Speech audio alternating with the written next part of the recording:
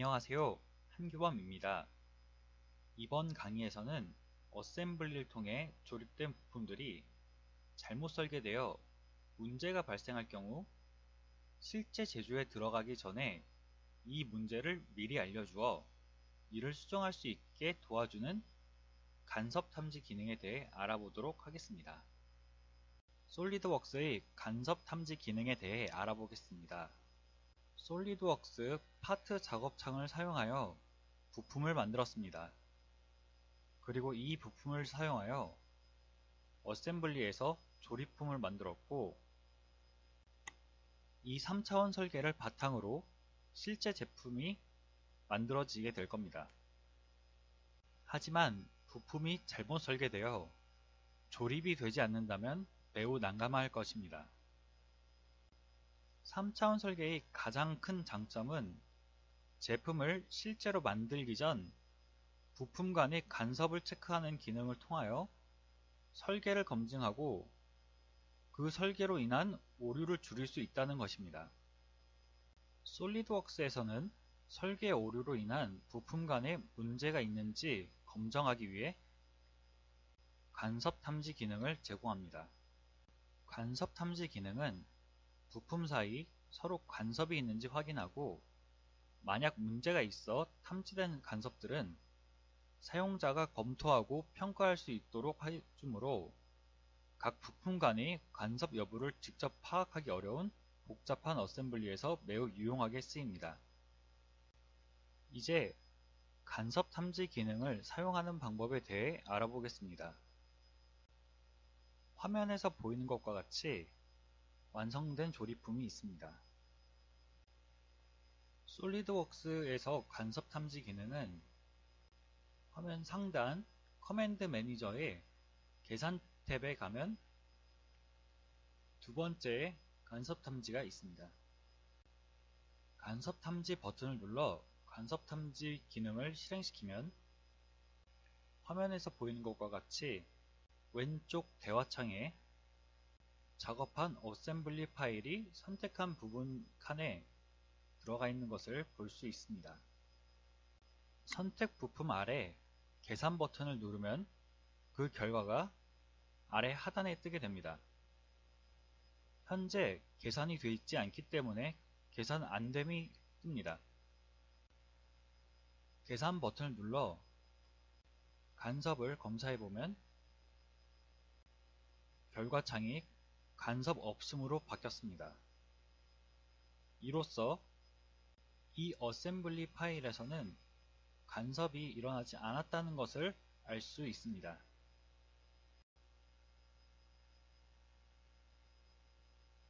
이제 화면에 보이는 이 조립품은 부품을 변형하여 간섭이 있게끔 변형시킨 어셈블리 파일입니다.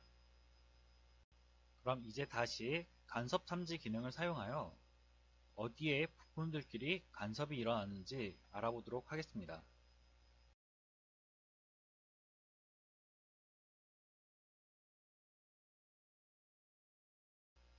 대화창에 결과에 보면 아까는 나오지 않았던 간섭이 3개가 뜹니다. 이제 결과창에 뜬 각 간섭 항목들을 눌러 어디에 어떠한 문제가 생겼는지 한번 알아보도록 하겠습니다. 현재 화면에 보면 간섭 1에서는 파트 1과 파트 2에서 문제가 생겼다고 나옵니다. 이렇게 간섭 검사 결과를 통하여 문제가 생긴 부분을 찾아낼 수 있습니다.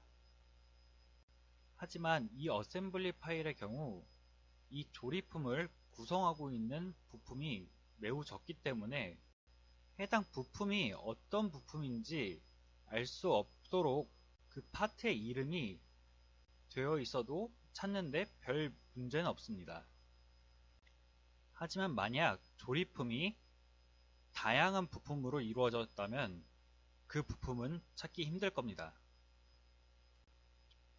그럴 경우 결과창의 간섭 항목 아래에 있는 문제가 생긴 파트 간섭 항목 아래 문제가 생긴 파트를 눌러주면 어느 부분에서 문제가 생겼는지 쉽게 볼 수 있습니다.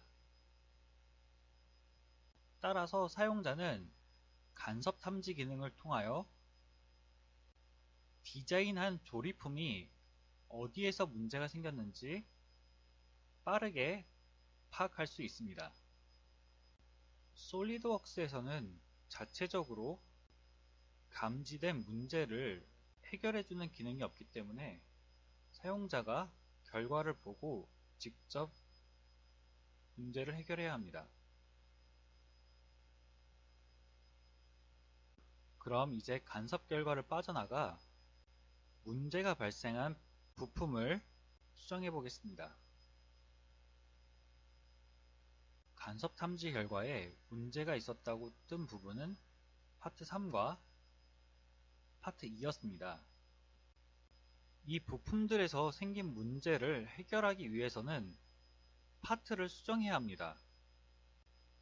파트를 수정하는 방법은 전에 했던 것처럼 해당 파일을 불러와 파트 작업창에서 수정하는 방법이 있습니다. 하지만 파트 창에서는 부품들을 하나씩만 작업을 할 수 있으므로 두 부품에 필요한 수치를 계산하여 따로따로 수정하는 일은 매우 번거롭습니다. 먼저 해당 부품에서 어떠한 문제가 생겼는지 파악해 보겠습니다. 파트 2 부품과 파트 3 부품에서 문제가 생겼다면 두 부품이 접해 있는 부분에서 문제가 생겼을 가능성이 매우 높습니다. 하지만 두 부품이 닿아 있는 부분은 사람이 밖에서 볼 수가 없습니다.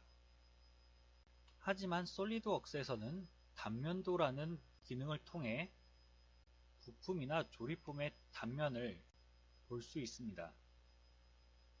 단면도 기능은 작업창 상단에 있는 아이콘 중 네 번째에 위치해 있는데 이를 누르면 정면 방향으로 파란 평면이 뜸과 동시에 단면도라는 대화창이 뜹니다.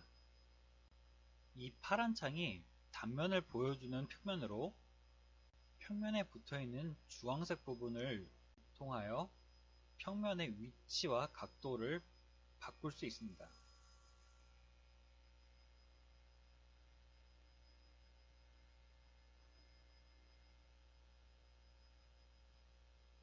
하지만 이 경우 정확한 각도와 정확한 위치를 맞춰 단면을 보기에는 어려움이 있습니다.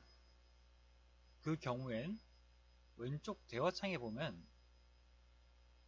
단면이라는 항목이 있는데 이쪽에서 사용하고자 하는 평면의 방향을 설정할 수 있고 그 아래서 위치나 각도를 조절할 수 있습니다.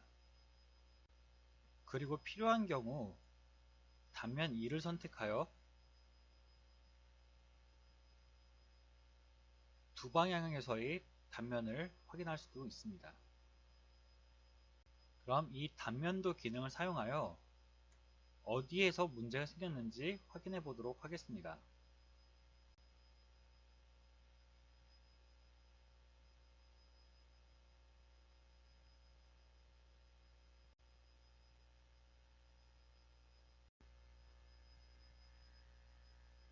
이제 여기서 다시 한번 간섭 탐지를 해보겠습니다.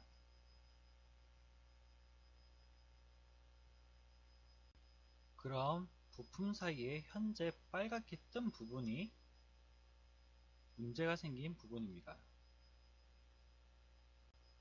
하지만 이렇게 봐도 무엇이 문제인지 잘 모르겠습니다. 이번에는 단면도의 방향을 바꾸어 다른 방향에서 부품을 보겠습니다.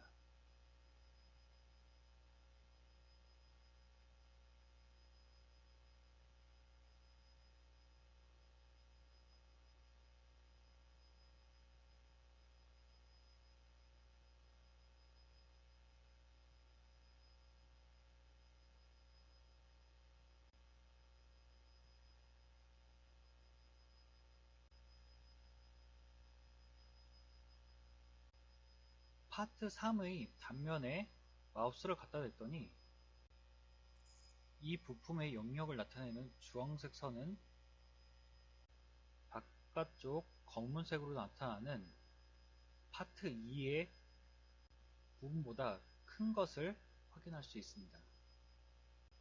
이 경우 파트 3을 파트 2의 구멍에 들어갈 수 있도록 수정을 해주어야 합니다.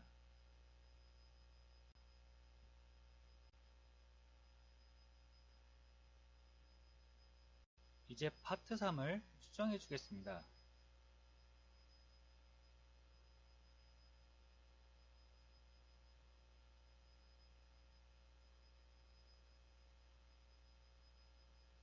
단면으로 들어가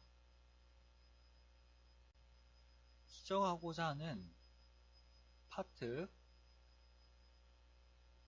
이 아이콘을 눌러 위쪽으로 보면 파트 편집이라는 항목이 있습니다.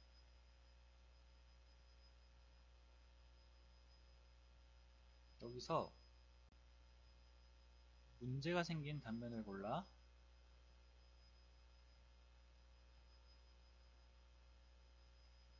그 문제를 해결해주면 됩니다. 이 스케치에서 문제점이 확실하게 드러났습니다. 파트 3의 지름이 파트 2의 구멍보다 더 컸던 것입니다. 그럼 파트 2 구멍에 맞도록 파트 3을 수정해 주겠습니다. 어셈블리에서 다른 부품을 상대적인 척도로 삼아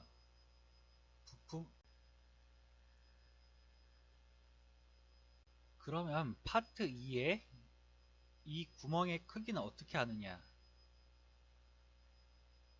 커맨드 매니저 계산 탭에 보면 측정이라는 도구가 있습니다. 이 측정을 통하면 원하는 곳의 치수를 쉽게 파악할 수 있습니다. 파트 2의 구멍 같은 경우는 지름이 50입니다. 따라서 파트 3을 50으로 수정하겠습니다.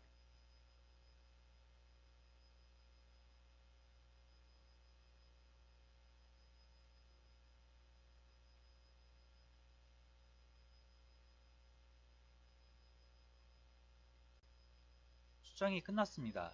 이제 다시 한번 간섭 탐지를 해보겠습니다.